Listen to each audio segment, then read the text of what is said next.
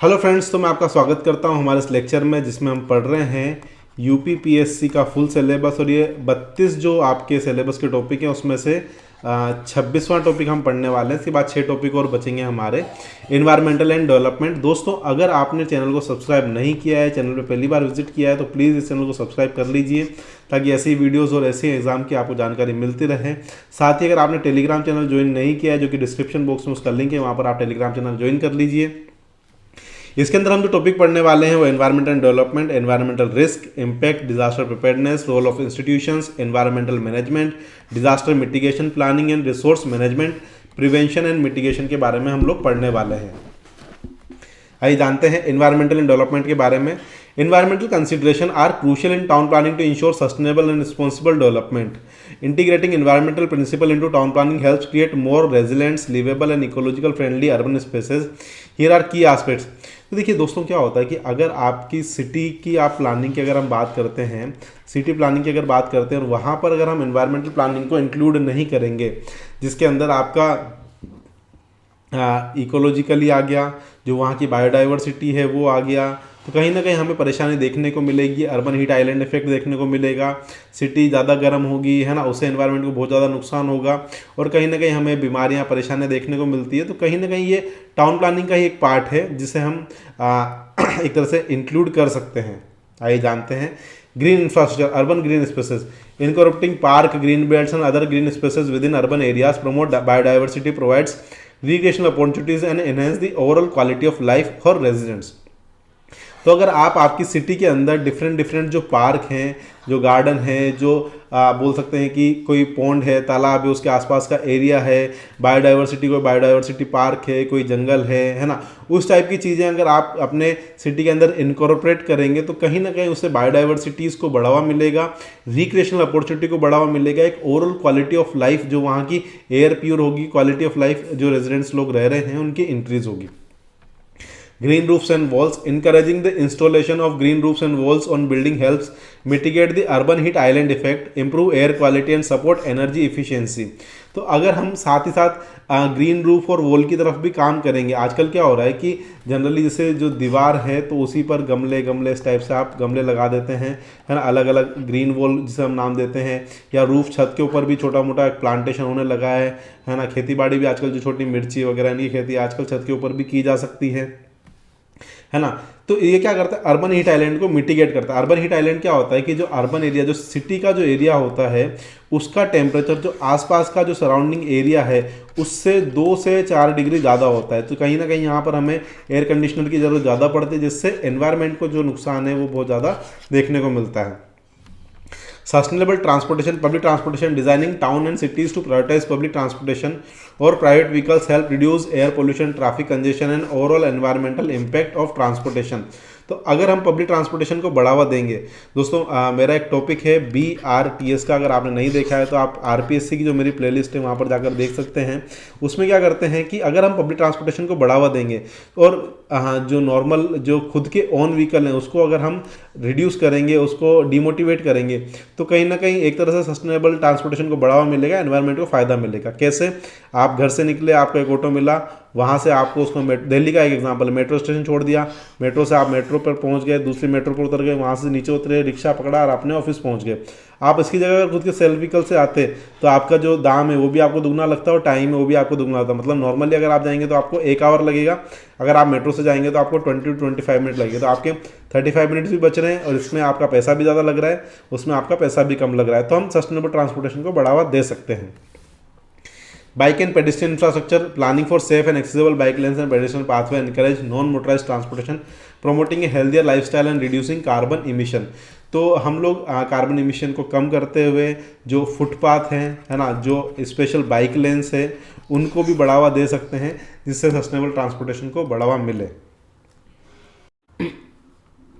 Waste management and recycling strategies, waste reduction strategies, implementing waste reduction and recycling programs to minimize the environmental impact of solid waste. Proper waste management helps reduce landfill usages and promote a circular economy.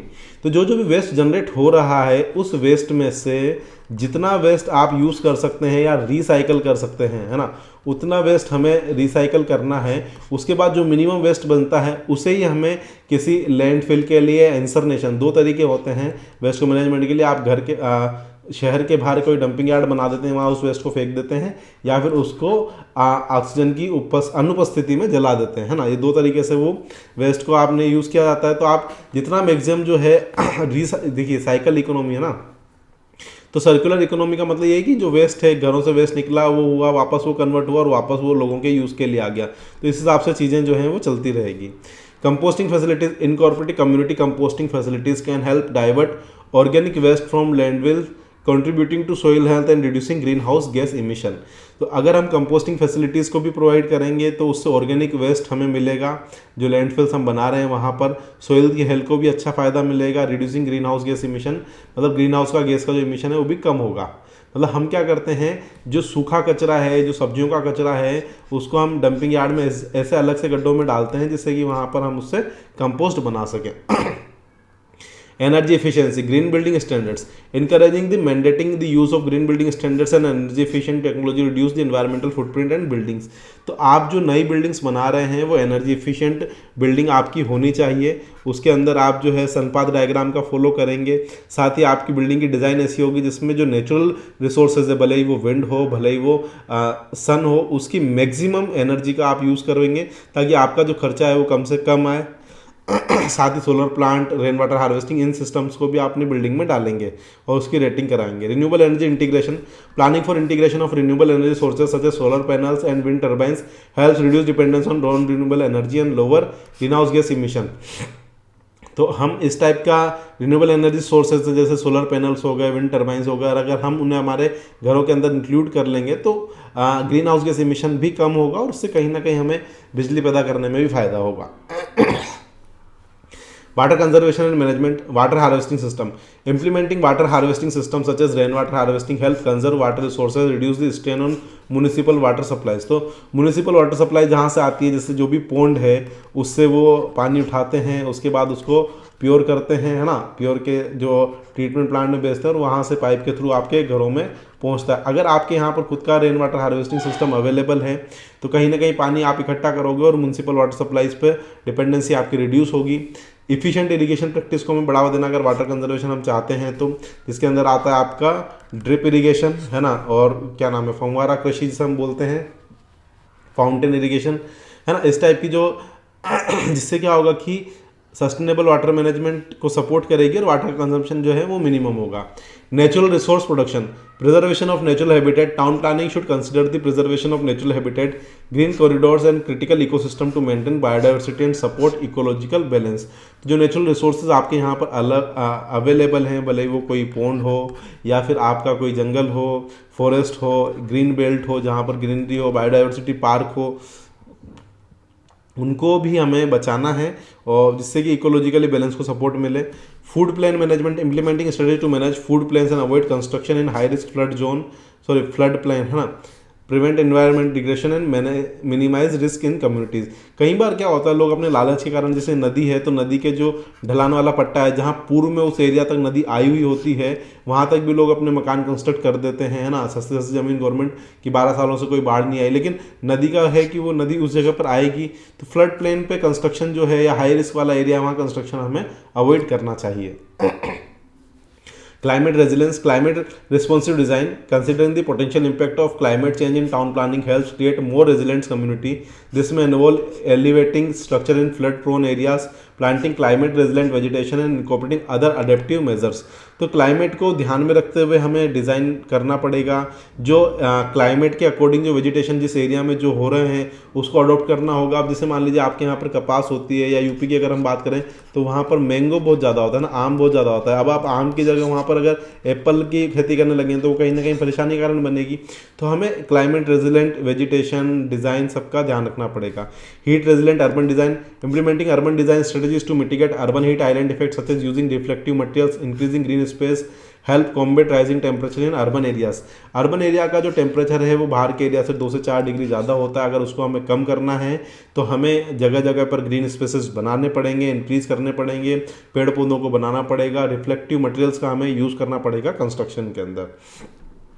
Community engagement and education, ये भी आप हर जगह डाल सकते हैं। Environmental awareness programmes, engaging community throughout environmental education programmes foster a sense of responsibility and encourage sustainable practice. तो अगर हम एक तरह से एनवायरमेंटल जो लोगों को जागरूक करते हैं तो सस्टेनेबल प्रैक्टिसेस को भी बढ़ावा मिलता है और लोगों को एक सेंस ऑफ रिस्पॉन्सिबिलिटी भी बढ़ती है। कम्युनिटी गार्डन्स को हम बढ़ावा दे सकते हैं, है ना। Local food production in green space and strengthen community bonds, तो अलग अलग कम्युनिटी के आप जो गार्डन्स हैं आप उन्हें मैनेज करने के लिए दे दीजिए, तो कहीं ना कहीं ये एक तरह से उनका बॉन्ड भी इंक्रीज करता है। Heritage preservation of historic sites, town planning should consider the preservation of historic sites and buildings, reducing the need for new construction and contributing to cultural, environmental and conservation. तो जो भी historic sites available है, जो भी आपके यहाँ पर किले अवेलेबल हैं, भवन अवेलेबल है, हवेली अवेलेबल है, तो उस टाइप को अगर हम लोग उसको प्रिवेंट करेंगे, कल्चरल एनवायरमेंटली कंजर्व करेंगे, तो कहीं ना कहीं टूरिस्ट को भी फ़ायदा मिलता है और उससे न्यू कंस्ट्रक्शन जो भी है उसको भी हमें reducing the need for new construction and contributing cultural environment, जो भी कल्चरल और एनवायरमेंट को कंजर्व करने के लिए हम न्यू कंस्ट्रक्शन को रिड्यूस करेंगे। रेगुलेटरी फ्रेमवर्क जैसे environmental impact assessment, implementing and enforcing regulation that require environmental impact assessment for new development, ensure the potential environmental consequences consider before construction begin.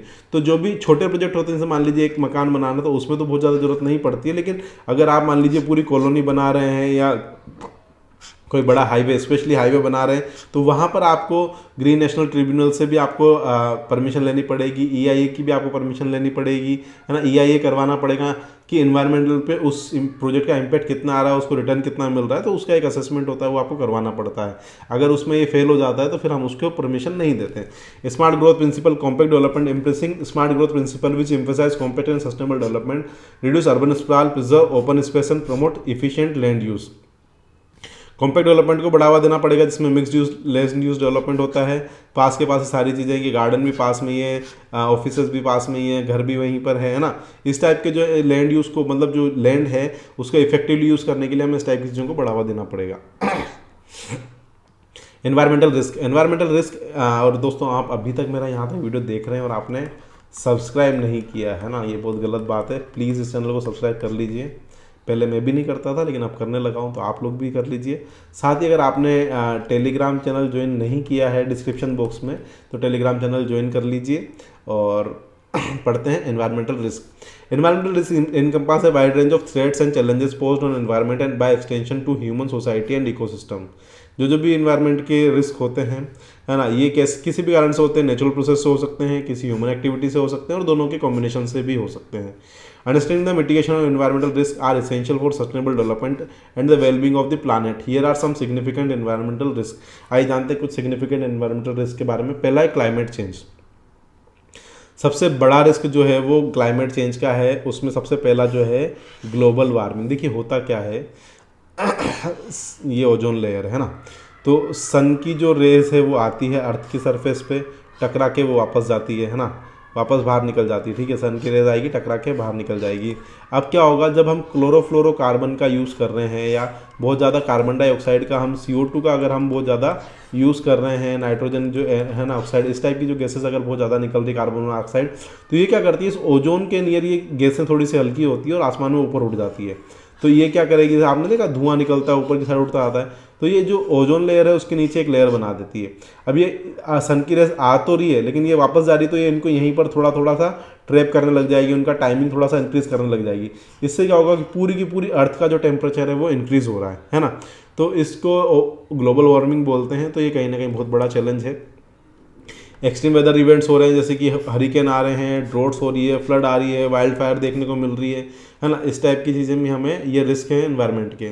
Biodiversity loss, habitat destruction, human activities including deforestation, urbanization and agriculture leads to loss of fragmentation of natural habitats. तो जो natural habitats हैं, जो जहाँ जीव जंतु naturally रहते हैं, अपनी शिकार करते हैं, उनकी एक अपनी लाइफ स्टाइल है, तो लोग क्या है, बहुत ज़्यादा अर्बनाइजेशन की वजह से लोग जो हैं डिफोरेस्टेशन कर रहे हैं, और उससे क्या हो रहा है कि एग्रीकल्चर का जो है कहीं ना कहीं लॉस हो रहा है, नेचुरल हैबिटेट्स का भी लॉस हो रहा है। Over exploitation, unsustainable hunting, fishing and harvesting of species for economic gain can deplete population, है ना, एंड डिस्टर्ब सिस्टम। तो ये क्या हो रहा है कि इससे आप माइनिंग करने के लिए आपको परमिशन मिली, आप बहुत ज़्यादा माइनिंग कर रहे हो, दिन रात वहाँ पर काम कर रहे हो, तो कहीं ना कहीं वहाँ पर फिर अर्थक्वेक के चांसेस इंक्रीज हो जाते हैं, इकोनॉमिक गेन को बढ़ावा मिलता है ना।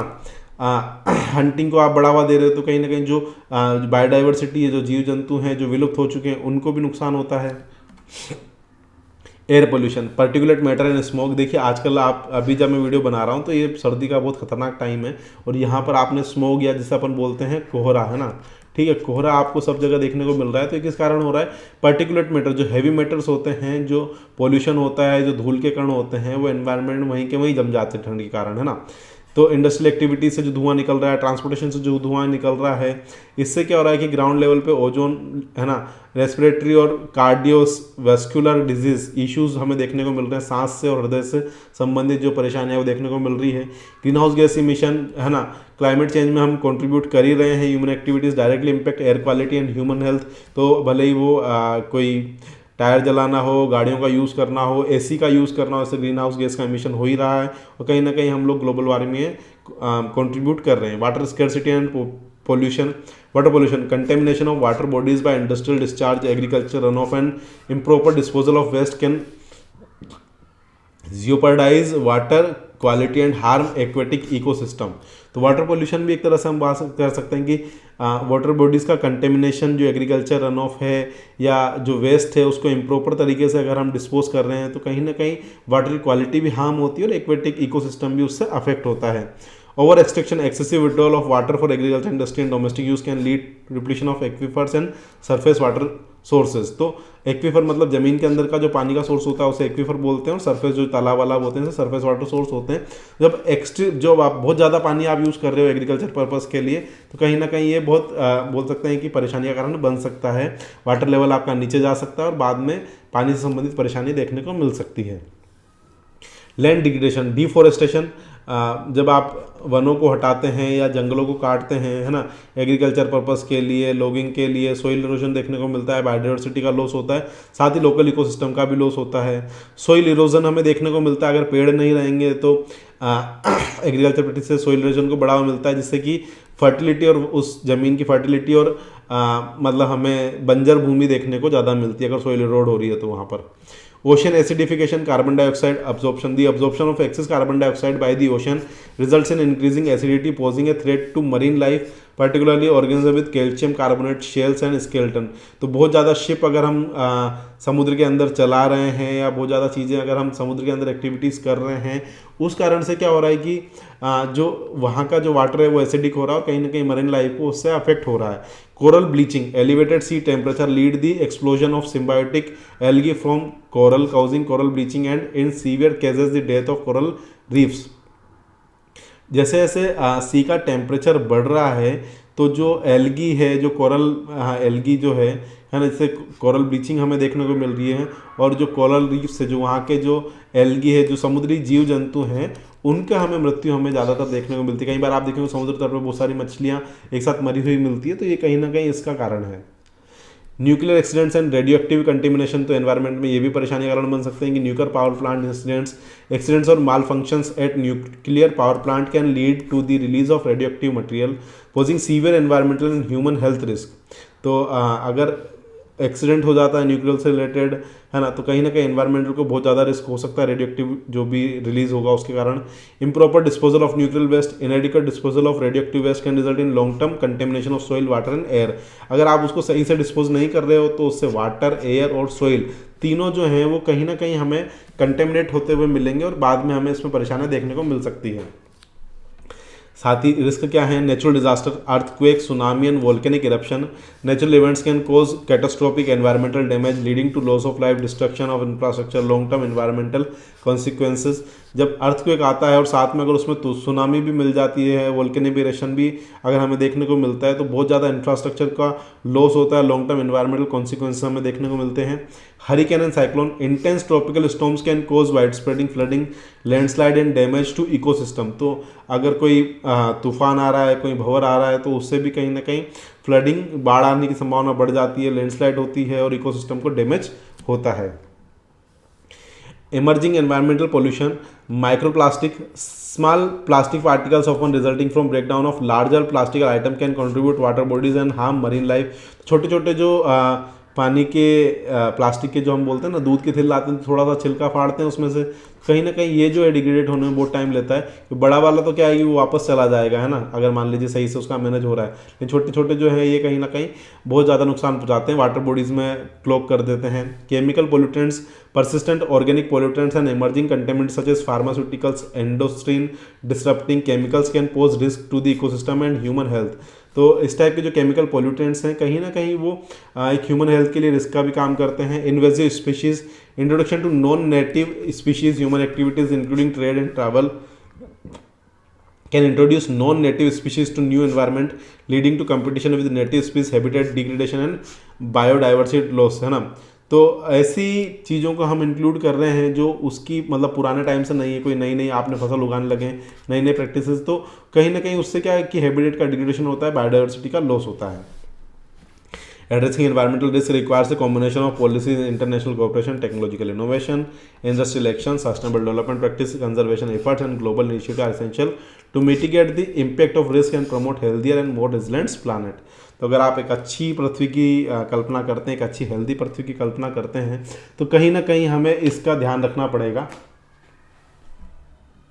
डिजास्टर प्रिपेयर्डनेस,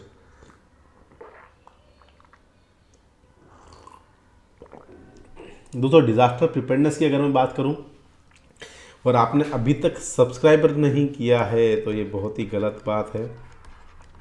सब्सक्राइब कर लो। साथ ही अगर आपने टेलीग्राम चैनल ज्वाइन नहीं किया है, डिस्क्रिप्शन बॉक्स में लिंक है, टेलीग्राम चैनल ज्वाइन कर लीजिए, वहाँ मैं आपको अलग अलग चीज़ें प्रोवाइड कराता रहूँगा। Disaster preparedness refers to the systematic planning, organization and implementation of measures to reduce the impact of disasters and enhance the resilience of communities when faced with natural human emergencies। Effective disaster preparedness involves a combination of education, infrastructure development, early warning system, community engagement। अगर आप सही से disaster preparedness के लिए काम करना चाहते हैं तो उसके लिए लोगों को एजुकेट करना पड़ेगा, इंफ्रास्ट्रक्चर उस टाइप का डेवलप करना पड़ेगा वो डिजास्टर को सहन कर पाए, कुछ अर्ली वार्निंग सिस्टम्स आपके पास अवेलेबल होना चाहिए पूरी सिटीज़ में, और साथ ही कम्युनिटी को भी इंगेज करना पड़ेगा जो लोग रह रहे हैं। आइए जानते हैं कुछ की कंपोनेंट्स के बारे में डिजास्टर प्रिपेयरनेस के। Risk assessment, identifying hazards, conducting a thorough assessment, identify potential natural and human handmade hazards in specific regions such as earthquake, flood, hurricane and industrial accidents। अब आप देखिए, आपकी जो सिटी है, आपका जो शहर है, तो एज ए टाउन प्लानर आपको ये पता होना चाहिए कि आपके यहाँ पर पूर्व में क्या क्या डिजास्टर आए हैं, है ना। क्या यहाँ पर फ्लड आई है, क्या यहाँ पर अर्थक्वेक आया है ना, ठीक है। क्या यहाँ पर कौन कौन सी इंडस्ट्री है जो डिजास्टर्स हो सकती है, किसी कारण से भी उनमें डिजास्टर हो सकता है, ठीक है। तो उनको आपको आइडेंटिफाई करना पड़ेगा। फिर vulnerability analysis, evaluating the vulnerabilities of communities, infrastructure, ecosystem to the identify hazards. तो अब उन हजार्ड्स को आइडेंटिफाई करने के लिए कौन कौन सा इंफ्रास्ट्रक्चर है जो उससे अफेक्ट हो सकता है, कौन सी रोड है, कौन सी बिल्डिंग्स है, ये आपको एनालिसिस करना पड़ेगा। Early warning system, establishing system implementing robust early warning system that provide timely and accurate information about impending disaster to authorities, emergency responders and the public। तो कहीं ना कहीं आपके पास एक अर्ली वार्निंग सिस्टम्स अवेलेबल होना चाहिए कि अर्थक्वेक का मान लो आपको कोई भी संकेत मिलता है तो आप पर्टिकुलर जो हाई प्रोन एरियाज सबको एक मैसेज पहुंच जाए, या कुछ सेंट्रलाइज्ड बोल सकते हैं कि आवाज़ वॉइस के थ्रू या रेडियो के थ्रू या एक पर्टिकुलर कॉल के थ्रू पहुंच जाए, तो एक सिस्टम आपका हमेशा डेवलप होना चाहिए। Public awareness, educating the public on how interrupt respond, early warning, fostering and culture preparedness. तो जो अर्ली वार्निंग है, अब उसके लिए लोगों को क्या करना है कि लोगों के पास हमेशा एक बैग तैयार होना चाहिए जिसमें उनकी ज़रूरत के एक या दो जोड़ कपड़े, बेसिक जो उनकी दवाइयाँ हैं, वो चीज़ें कहीं ना कहीं हमेशा प्रिपेयर रहे। आपको सीधे वो उठाना है और आपका घर छोड़कर आपको किसी सेफ प्लेस पर पहुंच जाना है, मान लीजिए फ्लड के केस में, है ना। Community engagement, community based planning involving local communities in the development of disaster preparedness plans considering their unique needs, knowledge and capabilities। तो जो भी लोग उस एरिया में रहते हैं उनकी नॉलेज, कैपेबिलिटीज़ को यूज़ करना ताकि हम अच्छे से डिजास्टर को जो प्रिपेयर्डनेस प्लान को बना सकें। Training and education, conducting regular training sessions and educational programme for community members on disaster response, evacuating procedure and first aid. तो जो भी इवैक्यूएशन का जो भी प्रोसेस रहेगा वो उसकी ट्रेनिंग और एजुकेशन जो भी सिटी में लोग रह रहे हैं उनको टाइम टू टाइम प्रोवाइड करनी पड़ेगी आपको, है ना। Infrastructure retrofitting, building resilient infrastructure, देखिए क्या होता है कि जिससे अपन सिविल इंजीनियरिंग पढ़ते हैं तो उसके अंदर हर एक जोन के अकॉर्डिंग आपको जो है अर्थक्वेक के अकॉर्डिंग, विंड क्या स्पीड से चलती है उसके अकॉर्डिंग भी आपकी बिल्डिंग डिज़ाइन होती है। नॉर्मली एक स्टोरी दो स्टोरी में बहुत ज़्यादा फर्क नहीं पड़ता है, लेकिन जब मल्टी स्टोरी की बात होती है तो वहाँ पर हमें ये करना पड़ता है ना। तो हमें earthquake residence building, flood resistance structure को बनाना पड़ेगा, स्टॉर्म वाटर मैनेजमेंट सिस्टम को भी हमें बनाना पड़ेगा, क्रिएट करना पड़ेगा कि अचानक से तूफान आ जाता है, फ्लड आ जाती है तो उसको पानी को हम बाईपास करके कहीं से निकाल पाएँ। retrofitting existing structure, upgrading and retrofitting existing building and infrastructure to meet higher safety standards। तो जो एग्जिस्टिंग स्ट्रक्चर है उसको भी अपग्रेड करना ताकि वो अच्छे हायर सेफ्टी स्टैंडर्ड्स तक पहुंच पाए। Emergency response planning, developing protocols, creating clear and detailed emergency response plan, outlining roles, responsibility and produce for various agency and organization involve in disaster response. तो जो भी कुछ प्रोटोकॉल आपको डेवलप करने पड़ेंगे, रोल्स एंड रिस्पॉन्सिबिलिटी, लोगों की जिम्मेदारी आपको तय करनी पड़ेगी ताकि जो भी ऑर्गेनाइजेशन उसके अंदर काम कर रही है वो अच्छे से काम कर पाए। Coordination, ensuring effective coordination among local, regional, national authorities as well as non governmental organization, community groups. तो ये सभी के अंदर एक कहीं ना कहीं बहुत ही अच्छा एक कोऑर्डिनेशन होना चाहिए ताकि लोग अच्छे से, जो भी गवर्नमेंट है, जो लोकल्स हैं, जो एनजीओज हैं, उनके बीच में, ताकि वो डिजास्टर के टाइम पे सब मिलजुल कर काम करें ना। एनडीआरएफ अपन काम करते हैं, नेशनल डिजास्टर रिलीफ फोर्स जो भी है। Evacuating plan, evacuation routes clear होने चाहिए, है ना। Disaster considering geographic and potential hazards of the area, उस एरिया का हैजार्ड को ध्यान में रखते हुए। शेल्टर मैनेजमेंट होना चाहिए, है ना, जल्दी से जो भी, क्योंकि बेसिक नेसेसिटीज़ हैं डिस्प्लेस बाय डिजास्टर्स, तो वो लोगों को रहने के लिए घर जो है, बेसिक चीज़ें खाने के लिए, वो चीज़ें कहीं ना कहीं प्रोवाइड कर देनी चाहिए। Communication strategies, information dissemination, developing community strategies to disseminate critical information to the public during emergency, utilizing various channels such as radio, television, social media and community networks। तो जो भी सोशल मीडिया प्लेटफॉर्म है, जो भी television है, जो भी radio, उनके थ्रू कहीं ना कहीं इन्फॉर्मेशन लोगों तक टाइम टू टाइम पहुंच चुकी होनी चाहिए। पब्लिक अवेयरनेस कैंपेन अवेलेबल होना चाहिए, इमरजेंसी कॉन्टैक्ट इन्फॉर्मेशन होनी चाहिए। Medical and health preparedness, medical training providing health care professional and emergency response in disaster medicine, triage and mass casualty management. तो basic जो है हेल्थ केयर प्रोफेशनल्स को emergency के time पर कैसे डिजास्टर मेडिसिन प्रोवाइड की जाए और कैजुअलिटी मैनेजमेंट को कैसे किया जाए, उसकी ट्रेनिंग भी कहीं ना कहीं जो मेडिकल ट्रेनर हैं उनको प्रोवाइड करनी चाहिए। Stockpiling medical supplies, ensuring adequate supply of medical resource and equipment to handle the potential surge in health care demand during the disaster. जो भी डिजास्टर आता है उस टाइम पर जो भी हेल्थ केयर की डिमांड्स बढ़ती है उसके लिए प्रॉपर मेडिकल सप्लाईज अवेलेबल होनी चाहिए। नहीं है तो आप आसपास के जो आपके ज़िले हैं, राज्यों से क्वालिटी मंगा सकते हैं। Resource allocation and funding, allocating resource, ensuring the availability of financial resources, personal and equipment for effective disaster response recovery system. तो कहीं ना कहीं हम लोगों को बजट में भी इसका प्रावधान होने चाहिए कि रिसोर्स अलोकेट करने चाहिए। Public private partnership, encouraging collaboration between public and private sector to enhance resource mobilization and coordination. Public private partnership की तरफ हमें काम करना चाहिए, क्योंकि हमेशा गवर्नमेंट सारा काम नहीं कर सकती, तो प्राइवेट प्लेयर्स को भी इसके अंदर इंक्लूड करना पड़ेगा, है ना। Community planning for critical services, business continuity plan, developing continuity plan for critical services and business to minimize disruption during after disaster. अब डिजास्टर आ गया, उसके बाद चला गया, तो बिजनेस जो है उनको सबसे पहले अपने को ठीक करना पड़ेगा, सर्विसेज को सबसे पहले ठीक करना पड़ेगा ताकि जो डिसरप्शन है उसे जल्द से जल्द मिनिमाइज किया जाए। Government operation, ensuring that essential government service continue to function even in the face of the disaster. अगर डिजास्टर आता भी है तो भी जो गवर्नमेंट की जो ऑपरेशन है वो चालू रहे। Regular drill and exercise, simulation exercise, conducting regular drills and exercise involving various stakeholder to test the effectiveness of emergency response plans to improve coordination। सभी के बीच में कोऑर्डिनेशन अगर प्रॉपर रहेगा तो इससे बहुत ज़्यादा फायदा हमें देखने को मिलेगा। तो रेगुलर ड्रिल्स उनकी होनी चाहिए, सिमुलेशन की, वैसी कंडीशन पैदा करके आप उसका अभ्यास जब करते हैं ना तो उसको क्या बोलते हैं हम, सिमुलेशन, ठीक है। After action reviews, analyzing the outcome of drills and rebel events, identify areas of improvement and update preparedness measures accordingly। जब भी ड्रिल कंप्लीट होती है तो जहाँ पर भी हमें कमी दिखती है तो उसको इम्प्रूव करना, अपडेट करना, है ना, उसके according. Cross border cooperation, international cooperation होना चाहिए। Fostering collaboration and information sharing with neighbouring countries and international organization to enhance regional disaster preparedness and response efforts. तो जो भी इंटरनेशनल सहायता हमें मिल सकती है, जो भी डिजास्टर रिलीफ फंड है वो हमें मिल सकता है, तो उससे भी हमें कहीं ना कहीं सहायता लेनी चाहिए। Role of institution in environmental management. तो दोस्तों आप अभी तक मेरा वीडियो देख रहे हैं और आपने अभी तक सब्सक्राइब नहीं किया है तो बहुत ही गलत बात है। ऐसी ठंड पड़ रही है, सर्दी भी हो रही है, फिर मैं आपके लिए वीडियो बना रहा हूँ तो एक सब्सक्राइब तो बनता है। मैं आपको बोल रहा हूँ पहले मैं भी नहीं करता था, कर दो यार, अब मैं करने लगा हूँ, क्या कुछ नहीं होता, सबसे बिगड़ने से सामने वाले को मोटिवेशन मिलता है। और थैंक यू, आप कर रहे हो, अच्छी बात है ना। Institution play crucial role in environmental management by establishing the framework, policies, regulation and mechanisms necessary for effective conservation, sustainable for natural resource and mitigation of environmental risk. तो इंस्टीट्यूशंस का क्या क्या रोल है इन्वायरमेंट को conserve करने में, बचाने में, रिस्क को कम करने में, आइए जानते हैं। पहला है policy development and formulation. Obvious सी बात है, जो भी इंस्टीट्यूशन है गवर्नमेंट के, वो सबसे पहले एनवायरमेंटल पॉलिसीज सेट कर सकते हैं, है ना। Policy that define environmental objective, regulation, standards की ये ऑब्जेक्टिव है हमारे, ये रेगुलेशंस हैं और ये स्टैंडर्ड्स हैं।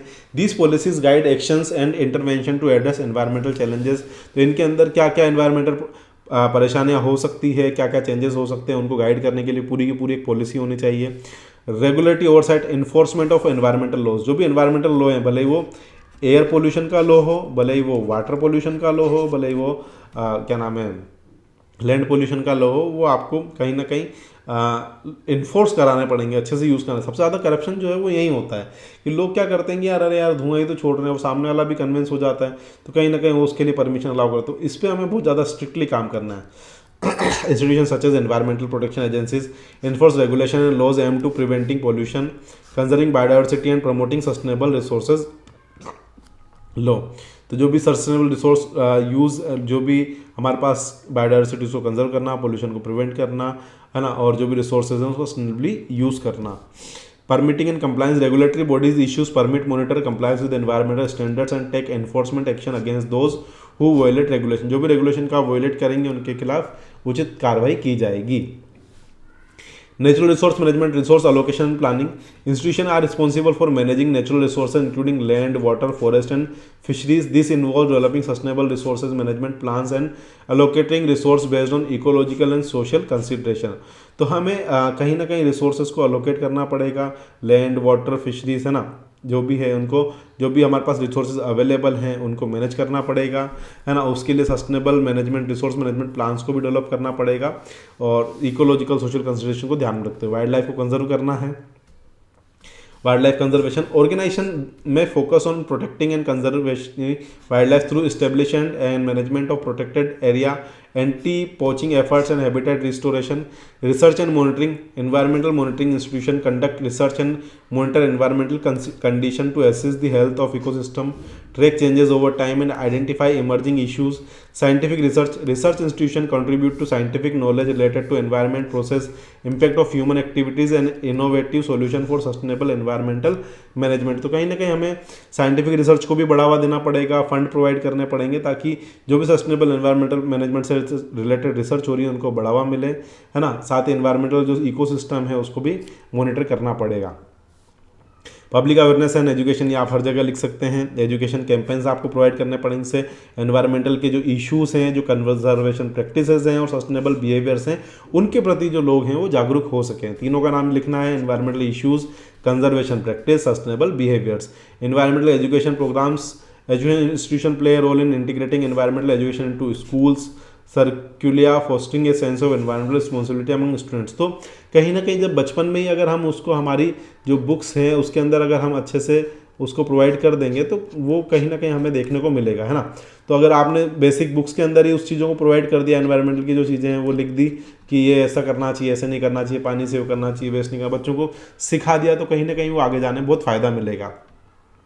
International cooperation, negotiation and collaboration institution particulate international forums to negotiate agreement and collaboration on global environmental issues such as climate change, biodiversity conservation and transboundary pollution। तो एक जगह से दूसरी जगह पोल्यूशन नहीं जाना चाहिए। जैसे आपने कई बार सुना होगा कि हरियाणा पंजाब में जो पराली जलाए उससे दिल्ली में पोल्यूशन आ गया, है ना, ठीक है क्या। तो ये कहीं ना कहीं क्रॉस बॉर्डर पोल्यूशन है, उसको बढ़ावा नहीं मिलना चाहिए, है ना। और नेगोशिएशन आप कर सकते हैं, कोलैबोरेशन कर सकते हैं, इंटरनेशनल एग्रीमेंट्स को इंप्लीमेंट कर सकते। Government works with institution to implement international agreement and commitment related to environmental protection. जो भी इंटरनेशनल एग्रीमेंट्स हैं उनको आप एग्रीमेंट्स को ला सकते हैं और एनवायरमेंटल प्रोटेक्शन को जो है कमिटमेंट कर सकते हैं। Technology innovation, promoting sustainable technologies, institution support development and adoption of environmental friendly technologies that reduce pollution, improve resource efficiency and promote sustainable practices. जैसे अभी हम क्या कर रहे हैं कि इलेक्ट्रिक की तरफ शिफ्ट होते जा रहे हैं, तो धीरे धीरे उससे क्या होगा कि सिर्फ इलेक्ट्रिसिटी जनरेट करने के लिए हमें पोल्यूशन करना है ना, गाड़ियों से पोल्यूशन नहीं होगा, नया पोल्यूशन नहीं होगा, तो वो पोल्यूशन जो है एक ही बार होगा। Innovation research funding, provide funding and incentives for research and development for innovative solution to environmental challenges. तो उसको प्रॉपर फंडिंग प्रोवाइड करनी पड़ेगी जो भी एनवायरमेंटल चैलेंजेस से रिलेटेड रिसर्च हो रही है उसमें। Disaster preparedness and response, emergency planning, institution establish framework for disaster preparedness including early warning system, evacuation plan, reduce the impact of natural disasters on the environment and communities.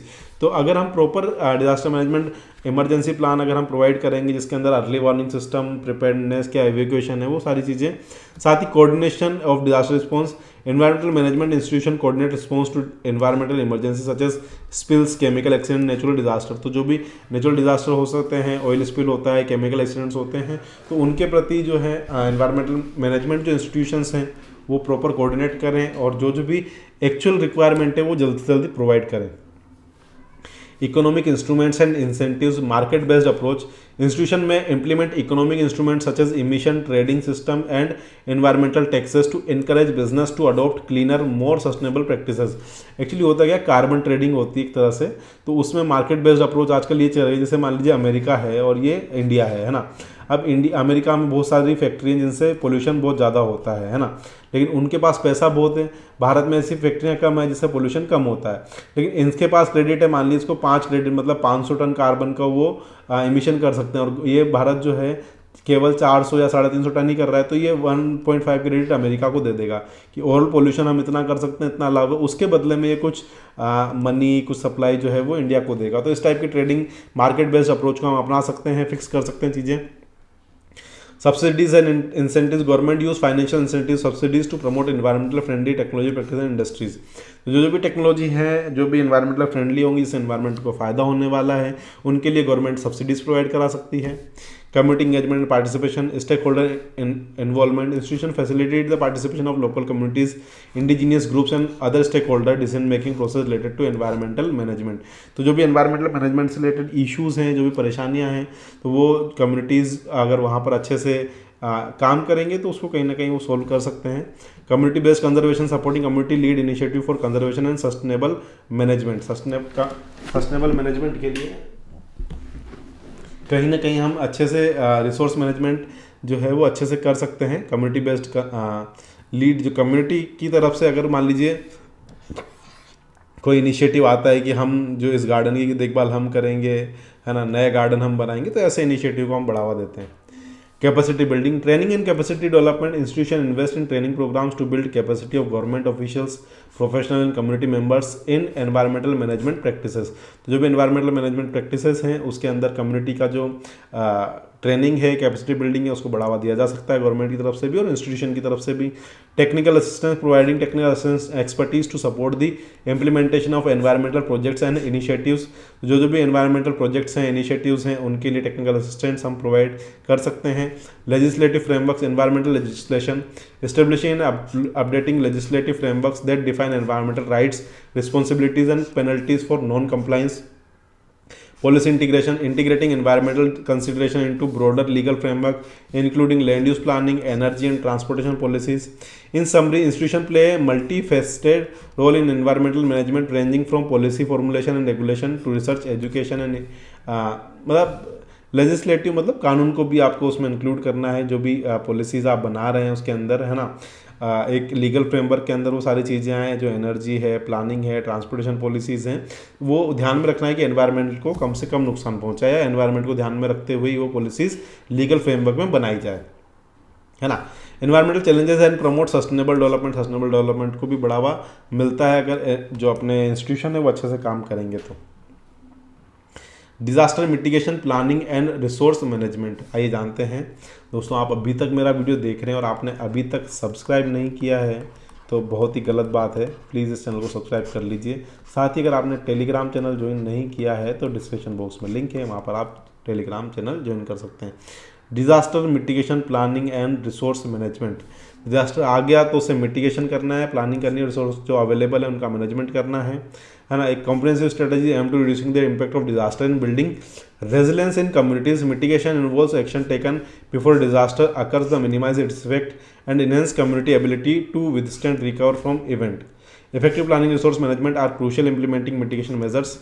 देखिए क्या होता है कि जो भी जैसे फ्लड आने वाली है तो उससे पहले ही आप जो मिटिगेशन बचाव के उपाय है, मतलब है ना कि आपने वहाँ वो जो जहाँ पर फ्लड की संभावना उस लैंड को इवैक्यूएट करवा लिया, लोगों की शेल्टर की व्यवस्था कर दी, घर आपने हिसाब के बना रखे हैं कि वो आसानी से नहीं उखड़ेंगे, है ना। तो इस टाइप के उससे पहले से प्रिपेयर करना है, हम बोलते हैं मिटिगेशन। रिस्क असेसमेंट, तो ये भी सबसे पहले आपको ध्यान रखना है कि रिस्क जो भी है ना, वो रिस्क किस टाइप की है, नेचुरल डिजास्टर की है, ह्यूमन मेड की रिस्क है, इंडस्ट्रियल केमिकल क्या क्या है आपके एरिया में, तो आप उस रिस्क का असेसमेंट कर सकते हैं। Vulnerability analysis access the vulnerability community infrastructure ecosystem that identify hazards to prioritise mitigation efforts. ये वापस रिपीट हो गया है, तो मैं आपको बहुत जल्दी पढ़ा रहा हूँ कि वल्नरेबिलिटी मतलब जो भी वहाँ कर इंफ्रास्ट्रक्चर है वो कितना वल्नरेबल है किसी भी हैजार्ड को सहने के लिए। अब आता है next land use planning, zoning regulation. जो भी हाई रिस्क एरिया हैं, फ्लड प्लेन्स हैं, अर्थक्वेक प्रोन एरियाज हैं, तो उनके लिए रेस्ट्रिक्ट डेवलपमेंट गाइड वहाँ पर अवेलेबल होनी चाहिए कि आपको ज़मीन से इतनी हाइट रखनी पड़ेगी, खड़े सरिये डालने पड़ेंगे, सारी चीज़ें जो भी अर्थक्वेक जोन से रिलेटेड चीज़ें हैं या फ्लड से रिलेटेड चीज़ें हैं वो आपको उनको स्ट्रिक्ट गाइडलाइंस के थ्रू ही वहाँ पर कंस्ट्रक्शन करवाएंगे। Safe building codes enforce and regularly update building codes ensure structure are designed and constructed to withstand potential disaster. अगर आप जो बिल्डिंग कोड है ना, बिल्डिंग कोड का आप यूज़ करते हुए अगर जो अपने क्या नाम है रोड में आईआरसी हो गया है ना, और इसमें हो गया आईएस कोड है ना, इंडियन स्टैंडर्ड्स जो भी हैं, तो उसके तहत आप अगर वहाँ कंस्ट्रक्शन करेंगे तो आपके जो डिजास्टर है उससे विथस्टैंड करने की बहुत ज़्यादा संभावना बढ़ जाएगी। Infrastructure resilience, critical infrastructure protection, identify and prioritise critical infrastructure such as power plants, water treatment facilities, transportation system and enhance resilient and protection. Critical infrastructure जो भी हैं, जो पावर प्लांट हैं उनका प्रोटेक्शन, वाटर ट्रीटमेंट फैसिलिटीज़ उनका protection, transportation system है वो affect नहीं होना चाहिए, उनके लिए एक रेजिलेंस एंड प्रोटेक्शन हमें प्लान बनाना पड़ेगा। Engineering solution, invest in engineering solution that enforce infrastructure against specific hazards such as retrofitting buildings for earthquake resistance elevated structure in flood prone areas। तो जो भी बाढ़ वाले एरिया हैं जहाँ पर एलिवेटिंग स्ट्रक्चर्स हैं जो गिर सकते हैं, परेशान हो सकते हैं, या जो पुरानी बिल्डिंग है जो अर्थक्वेक आते ही बिल्कुल ढरढरा के गिर जाएंगी, उनको वापस से मरम्मत कराना, इंजीनियरिंग सॉल्यूशन प्रोवाइड करना, इस टाइप की चीज़ें हमें प्रोवाइड करनी पड़ेगी। Early warning system, establish system develop and maintain early warning system जो एक्यूरेट इन्फॉर्मेशन प्रोवाइड करे डिजास्टर रिलेटेड, और प्रॉम्प्ट इवैक्यूएशन और प्रिपेयर्डनेस हम लोग उसके लिए प्रिपेयर कर पाएँ। कम्युनिटी को एजुकेट करना पड़ेगा ताकि वो फटाफट से उस चीज़ को अप्रोप्रिएटली रिस्पॉन्ड कर पाए। Natural resource management, ecosystem based approaches utilise ecosystem based approaches such as reforestation, wetland preservation to enhance natural process that contribute to disaster risk reduction. तो जो भी डिजास्टर रिस्क रिडक्शन के तहत जो भी वेटलैंड है या रिफॉरेस्टेशन की तरफ हम काम कर सकते हैं, इकोसिस्टम बेस्ड हम वापस से जंगल लगा सकते हैं, ग्रीनरी को बढ़ावा दे सकते हैं। सस्टेनेबल लैंड मैनेजमेंट की तरफ हम काम कर सकते हैं जिससे हम सोइल इरोजन की प्रैक्टिस को रिड्यूस करेंगे, लैंडस्लाइड को रिड्यूस करने की तरफ, और एनवायरमेंटल जो रिस्क हैं उनको भी रिड्यूस करने की तरफ काम करेंगे। कम्युनिटी बेस्ड प्लानिंग हम कर सकते हैं, उनकी नॉलेज और प्रायोरिटीज़ को ध्यान में रखते हुए डिजास्टर मिटिगेशन प्लान को बनाना, उनको ट्रेनिंग देनी है ना, अवेयरनेस, प्रिपेयर्डनेस और रिस्पॉन्सिव कैपेबिलिटीज से ट्रेनिंग और एजुकेशन प्रोवाइड करनी है। Emergency response planning, simulation exercise होनी चाहिए कि टाइम टाइम आप उसी को करके देखें है ना, वापस से रिक्रिएट करके देखें, और उसमें जो भी परेशानियां हमें देखने को मिल रही है उससे आपस से कोऑर्डिनेट करें। ये अपन पढ़ चुके हैं पॉइंट ये वाला। Financial preparedness, ensuring and risk financing, encourage individual and business to invest in disaster insurance and risk financing mechanism to reduce the financial burden of recovery। तो जो भी डिजास्टर के कारण जो भी रिस्क आता है उसका इंश्योरेंस आजकल कंपनियां देने लगी है। तो और इंश्योरेंस जो है हम सबको, जो भी इंडिविजुअल्स हैं वो इंश्योरेंस हम लोग उस एरिया का, उस घर का इंश्योरेंस करवा के रखें ताकि हमें फाइनेंशियल बर्डन देखने को ना मिले। Establish emergency fund at local and national level to ensure immediate financial resources are available for rapid response and recovery। तो कहीं ना कहीं लोकल भी उस जो फंड है उसको आपको बचाना पड़ता है, उसको इकट्ठा करना पड़ता है एक डिजास्टर प्रिपेयर्डनेस और रिकवरी के लिए। Technology and innovation, remote sensing and GIS, leverage technology such as remote sensing and geographic information system to monitor access potential risk and vulnerabilities.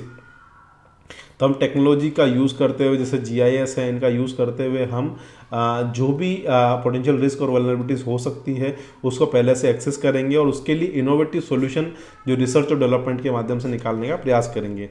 Capacity building training programmes, provide training programme for emergency responders, government official and community leaders enhance their skill in disaster mitigation response.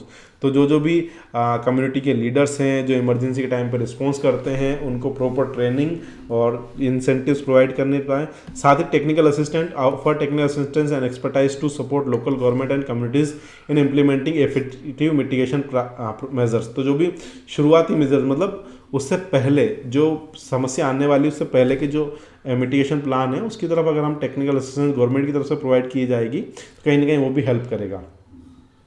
Public awareness campaign, media and communication strategies, implement public awareness campaign using various media channels to educate the public about potential hazards, preparedness measure and available resources। तो जो भी क्या क्या अपने area में hazards हो सकते हैं उसके लिए कैसे प्रिपेयर करना है और क्या क्या हमारे पास रिसोर्स अवेलेबल है उसके बारे में पब्लिक को कहीं ना कहीं अवेयर होना चाहिए, एजुकेशन प्लान उन्हें पता होना चाहिए। Legislation and regulation policy framework, establish and update legislative framework and support disaster mitigation including regulation incentives for compliance and penalties for non compliance, है ना। पॉलिसी फ्रेमवर्क्स, अगर जो नॉन कंप्लाइंस जो भी उस चीज़ को फॉलो नहीं कर रहा है डिजास्टर मिटिगेशन से चीज़ों को, या जो भी अपने गलत कंस्ट्रक्शन प्रैक्टिस अपना रहा है या इलीगल कंस्ट्रक्शन प्रैक्टिस अपना रहा है, तो कहीं ना कहीं उस पॉलिसी में फ्रेमवर्क होना चाहिए ताकि उनको पेनल्टीज लगे। Cross sectoral integration ensure integration of for disaster mitigation into broader policy framework related to development, land use and environmental management. तो डिजास्टर को भी लैंड यूज़ और एनवायरमेंटल के अंदर ही डालकर आप काम करें कि आपने मान लीजिए इसको हाउसिंग कॉलोनी बना रखा है लेकिन यहाँ पर कोई पुरानी नदी बह रही है जिससे बाढ़ का खतरा बढ़ सकता है, तो वो कहीं ना कहीं वहाँ पे स्ट्रिक्ट जोनिंग होनी चाहिए, स्ट्रिक्ट लैंड यूज़ वहाँ पर अवेलेबल होना चाहिए। साथ ही एनवायरमेंटल मैनेजमेंट प्लान के साथ ही हम इसको करेंगे तो बजट की हमें परेशानी नहीं आएगी। International collaboration, sharing best practice, collaborate with international organization neighboring countries to share best practices and information resources for effective disaster mitigation, joint research and training, engage in joint research initiative and training program to enhance global and regional capability to risk disaster reduction। Effective disaster मतलब एक तरह से joint research होनी चाहिए, global level पे research होगी तो उससे कहीं ना कहीं बहुत फ़ायदा मिलेगा। सारी शेयरिंग बेस जो भी आपने आउटपुट निकाले हैं तो हर कंट्री के साथ वो चीज़ें शेयर की जाए कि इस डिज़ास्टर में हम इस तरीके से भी रिस्पॉन्स कर सकते हैं। ठीक है। Effective disaster mitigation planning and resource by investing in proactive measures and building community resilience, the impact of disaster can be significantly reduced and society can recover more swiftly। अगर पहले से हम मिटिगेशन प्रैक्टिसेस करके रखेंगे तो society वो disaster आएगा उससे आसानी से निकल पाएगी, उसको जन और माल जो भी है उसकी हानि कम से कम होगी। दोस्तों, आप अभी तक मेरा वीडियो देख रहे हैं और आपने अभी तक सब्सक्राइब नहीं किया है तो प्लीज़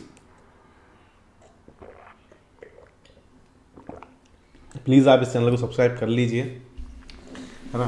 देखिए, प्रिवेंशन एंड मिटिगेशन हम पढ़ने वाले हैं। सब्सक्राइब नहीं किया है तो सब्सक्राइब कर दो, कुछ नहीं जा रहा है यार, है ना, मोटिवेशन ही मिलता है। और थैंक यू करने लगे हो इसलिए। Prevention and mitigation are key components of disaster management strategies at reducing the impact of disasters on communities, infrastructure and the environment. While prevention focus on avoiding the occurrence of disasters और minimizing their likelihood, mitigation aims to lessen the severity of impact when disaster do occur। Here an overview of prevention and mitigation in context of disaster management। आइए जानते हैं क्या है prevention और measurement. Prevention early warning system, है ना, जिससे community को प्रिवेंटिव एक्शन लेने में फ़ायदा मिल जाए, है ना। पहले शुरू में कम्युनिटी हो जाना चाहिए, रेडियो के माध्यम से, मैसेज के माध्यम से। लैंड यूज़ प्लानिंग प्रॉपर होनी चाहिए, हाई रिस्क वाले area, earthquake prone areas, hazardous location, construction flood plains जो हैं उन्हें पहले ही आइडेंटिफाई करके उनकी प्लानिंग उस हिसाब से होनी चाहिए। बिल्डिंग कोड्स एंड स्ट्रक्चर का जो भी इंडियन स्टैंडर्ड्स हैं, IRC है ना, इनके जो कोड्स हैं वो आप प्रॉपर फॉलो करेंगे जो भी आप अपना घर का जो भी कंस्ट्रक्शन कर रहे हैं, ताकि स्ट्रक्चर फेलियर से बचा जा सके। Vegetative cover and ecosystem management, preserving restoring vegetative cover such as forest, wetland to prevent soil erosion, landslide and other environmental risk. तो जो भी हम वेजिटेशन कवर है, हमारे आसपास जो जंगल है, जो पेड़ पौधे अवेलेबल है, उनको हम किसी भी कारण कंडीशन में उखाड़ेंगे नहीं, जिससे सोइल इरोजन को प्रिवेंट होगा, लैंडस्लाइड बचेगा और एनवायरमेंटल रिस्क जो है वो कम होगा। एनवायरनमेंट को कंजर्व करना है, अपने आसपास की जो बायोडाइवर्सिटी है, हेल्दी इकोसिस्टम को बढ़ावा देना है, नेचुरल डिजास्टर्स को प्रिवेंट करना है। पब्लिक अवेयरनेस एजुकेशन की तरफ हम बढ़ावा देंगे, है ना। कैंपेन चला सकते हैं, एजुकेशन प्रोग्राम चला सकते हैं, इंफ्रास्ट्रक्चर रेजिलेंस एडवर्टाइजमेंट चला सकते हैं। Infrastructure resilience, designing and construction infrastructure with resilience in mind, considering the potential impact of disaster and implementing measures to mitigate risk. तो हम लोग कहीं ना कहीं इंफ्रास्ट्रक्चर को इस हिसाब से कंस्ट्रक्ट कर सकते हैं कि वो किसी भी टाइप का जो पर्टिकुलर एक लिमिट तक जो है वो उस डिजास्टर को सहन कर सकता है, भले ही वो अर्थक्वेक हो या फ्लड हो। Health and sanitation measures, implementing health and sanitation measures to prevent the spread of diseases in the aftermath of disaster, including access to clean water and proper waste management। तो proper waste management की तरफ जो है, clean water की तरफ disease कम से कम spread हो, इस टाइप के मेजर्स भी हम ले सकते हैं। climate change adaptation, addressing the root cause of disaster by implementing strategies to adopt to mitigate and impact climate change which can exacerbate certain type of disaster। तो climate change जो है उसके रूट कोज को पहचान के हम उसको mitigate कर सकते हैं, कम कर सकते हैं, है ना। मान लीजिए कि आपके यहाँ पर ग्लोबल वार्मिंग जा रहा हो रही है या कोई भी किसी भी कारण से क्लाइमेट चेंज हो रहा है, तो उसको जो कोज है उसको ध्यान में रखते हुए हम उसको मिटिगेट कर सकते हैं।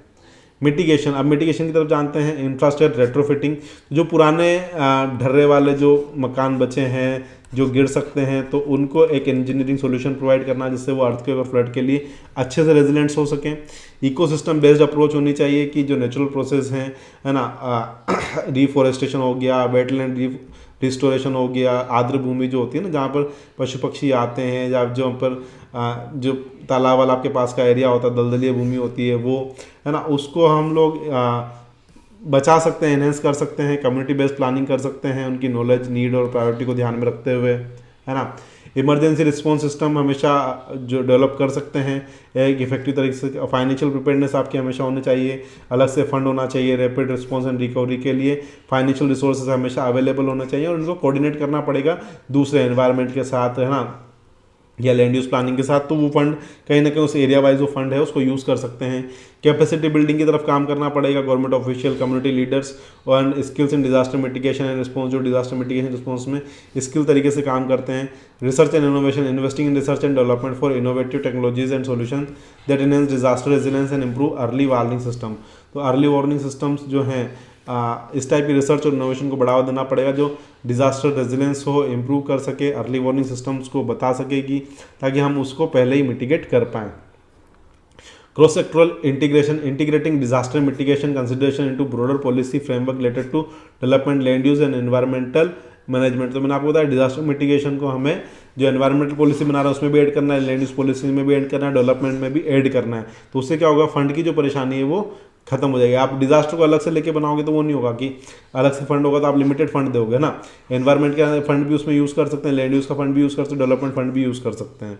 इंटरनेशनल कोलैबोरेशन की तरफ ध्यान देना पड़ेगा, है ना, ताकि हम डिजास्टर प्रिवेंशन मिटिगेशन को मेज़र कर पाएँ। बेस्ट प्रैक्टिसेस जो वहाँ पर यूज़ हुई है जो या फिर जो हमारे यहाँ पर हमने इस पर्टिकुलर टाइम पर यूज़ करी है उसका हम शेयर करें information. Legislation regulation, establishing and updating legislative framework that support disaster mitigation including regulation, incentives for compliance and penalties for non compliance। तो अगर आप अच्छे से चीज़ों को यूज़ करते हैं आपको इंसेंटिव्स मिलेंगे, और अगर आप नॉन कंप्लाइंस आपकी अगर आप फॉलो नहीं करते, रूल्स फॉलो नहीं करते तो आपको पेनल्टीज भरनी पड़ सकती है। तो एक लेजिस्लेटिव रेगुलेशंस हमेशा होनी चाहिए। By combining prevention and mitigation efforts, community can significantly reduce the impact of disaster and build resilience to future events, engagement, infrastructure resilience and continuous improvement based off lesson and learn from past events। तो past events से ध्यान में रखते हुए हम काम कर सकते हैं। तो दोस्तों ये थोड़ा सा मैंने तेज पढ़ाया क्योंकि एक ही चीज़ बार बार रिपीट हो रही थी, और आई होप आपको बहुत अच्छे समझ में आया होगा, और समझ में सच में आया है तो सब्सक्राइब कर दो, नहीं भी आया है तो मेरी मेहनत के लिए सब्सक्राइब कर दो, और अपने दोस्तों को भी शेयर करो, एक दो सब्सक्राइब कर दो। साथ ही अगर आपने टेलीग्राम चैनल ज्वाइन नहीं किया है तो डिस्क्रिप्शन बॉक्स में जो लिंक है वहाँ पर आप टेलीग्राम चैनल ज्वाइन कर सकते हैं, जिससे मैं आप तक ये जो है टाइम टू टाइम चीज़ें प्रोवाइड कर सकता हूँ। मिलते हैं नेक्स्ट लेक्चर में। Thank you so much.